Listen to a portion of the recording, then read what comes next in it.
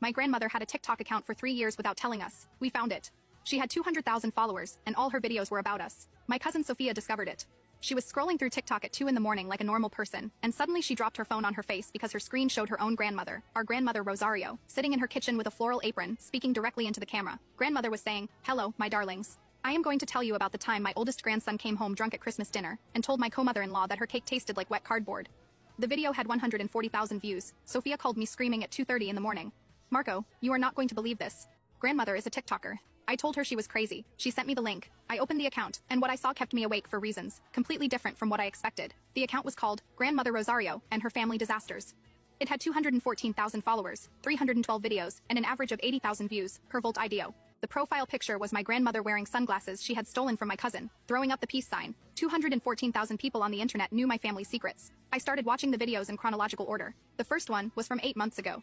I could see my grandmother sitting in her armchair, the camera clearly being held by a trembling hand, the frame cutting off half of her head. "Hello, I do not know if this works. My neighbor Lupita told me that people share things here, and they give you hearts. Well, I am 83 years old, and I have many things to share. Let us see if they give me hearts too." I am going to start with the day. My son bought a live turkey for Christmas, thinking it would be cheaper than buying a frozen one, and the turkey escaped and chased him through the entire neighborhood.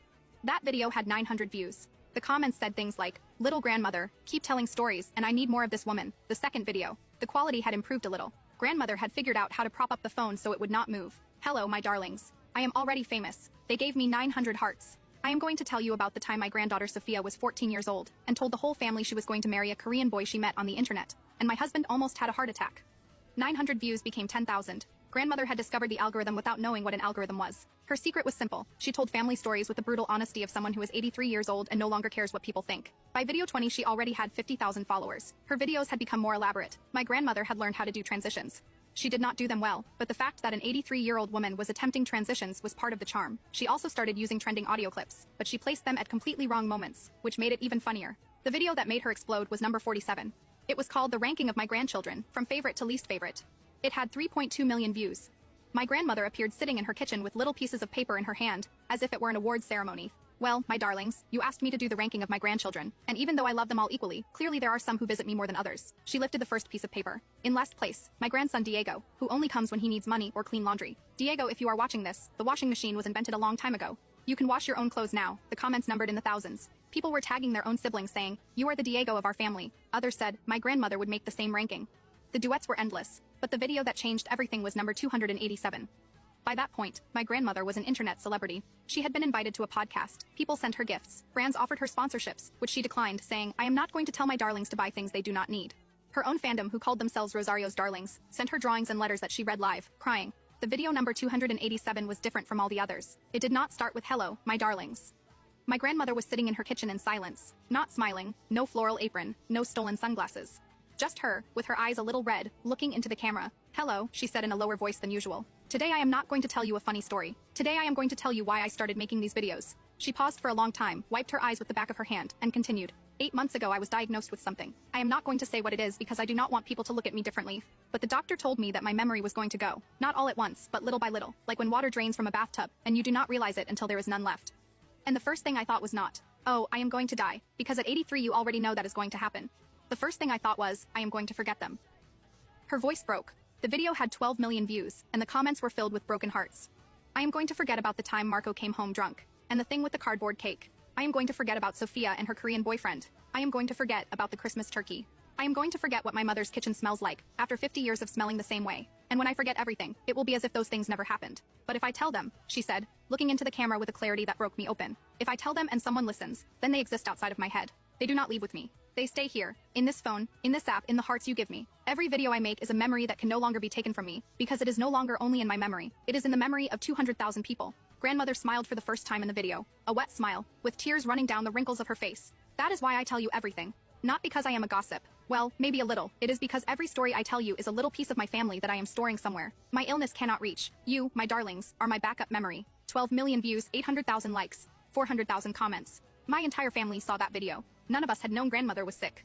I called my mother crying. She already knew, because grandmother had told her and my aunt 8 months ago. She made them promise not to tell anyone. My mother had been keeping the secret for 8 months while grandmother told 200,000 people before telling us. I asked my mother why she had not told us. My mother answered, "Because your grandmother said that if she told you, you would start visiting out of pity, and she did not want pity visits. She wanted Sunday visits, with cake and gossip, like always."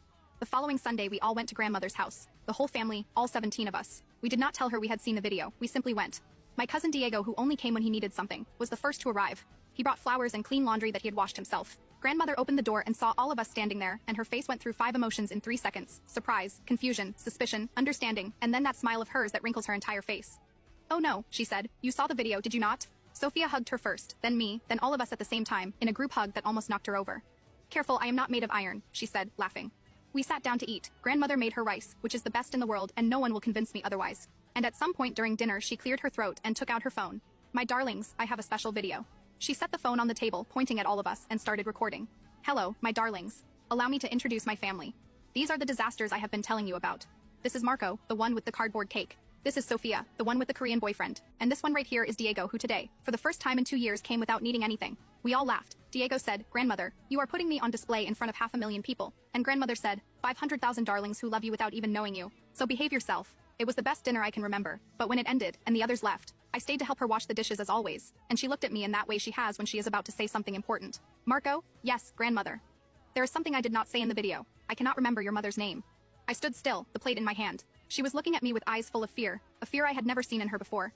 The fear of someone who feels something slipping away that should be impossible to forget. I have been trying to remember for 3 days and I cannot.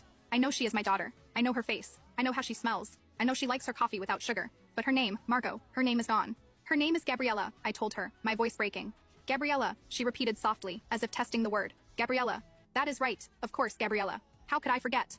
She grabbed my hands still wet with soap and said to me with an urgency that destroyed me, "Marco, I need you to promise me something. When I no longer remember anything, I want my grandchildren to watch the videos. Do not delete them. Do not take them away from me, because the day will come when they ask me what my grandson's name is and I will not know. And that day I want you to play me a video and let me listen to my own voice telling the story of when Marco came home drunk at Christmas. And maybe I will not know that Marco is you, but I will laugh because the story is good, and in that moment, even if it is just for a second, I will be with my family again." I pressed her bony hands against my chest and told her, "I promise." Grandmother wiped her eyes with her floral apron and said, "All right, enough of this crying. Help me with the glasses and stop making that face. You look like your grandfather when he lost with his team."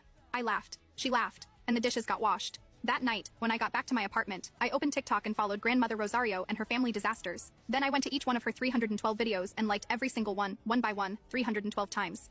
Each tap on the screen, a promise that those memories were not going anywhere. And while I was doing that, a notification came in. Grandmother had posted a new video. It was from 5 minutes ago. The thumbnail was her, in the kitchen, with the freshly washed dishes behind her. I opened it. "Hello, my darlings. Today my grandson Marco helped me with the dishes, and he promised me something very beautiful that I am not going to share, because it is between the two of us. But I am going to tell you something else. Today I forgot my daughter's name. It took me 3 days before I could say Gabriella. But you know what? I remembered. This time I remembered." She paused and looked into the camera. "For as long as I can keep remembering, I will keep telling you, because the day I can no longer do that." Another pause, and then a smile. "Well, that day you can tell it to me."